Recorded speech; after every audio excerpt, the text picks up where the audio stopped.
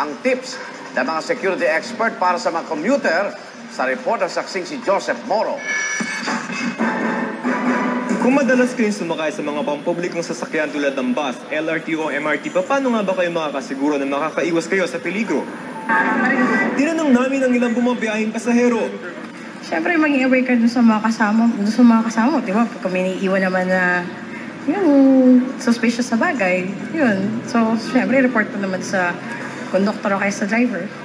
Be attentive sa kasama mo, sa mga katabi mo, ganun. Ayon sa isang safety expert, ang pagiging alerto ng araw sa paligid at sa mga kasabay sa biyahe ay makakatulong sa pag-iwas sa disgrasya. Maging mapagmatsyag daw lalo na sa mga bag, kahon o namang kahinahinalang bagahe na basta-basta na lamang iniiwan. At sa mga taong tila kabado, hindi mapakali at kahinahinalang kumilos.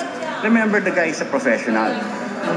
Kinakabahan niya kasi matagal na nilang pinaplano to. They're just choosing the bus. Matagal nilang pinaplano yun. So, pinagpapawisan yung mga tao. They'd like to get it over with. So there's a certain level of nervousness that you might be able to pick up. May payo naman ang grupong OSI Incorporated, grupo ng mga security experts sa publiko, kung paano maspatan ang mga may binabalak na masama. Karaniwan daw naka-jacket ang mga ito para itago ang mga armas o bombang dala. Nakakapos ang glasses para maitago ang muka. Madalas umuupo ang mga kriminal sa likod o gitna ng bus para hindi mapansin at biglang bababa sa hindi naman karaniwang babaan. Kung may kahinahinalang bagahe sa bus o anumang pampublikong sasakyan, isumbong daw agad dito sa konduktor o driver at kaya umupo malapit sa exit o driver para mas ligtas. Sabi ng mga security expert, hindi lamang sa mga otoridad na kasalalay ang ating kaligtasan. To be more participative in terms of the nation's security, let's report these things. I mean, trabaho ng police to check it out.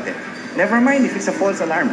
Better false than one that would kill 4 people and injure maybe 2 dozen. Yeah, because you didn't care.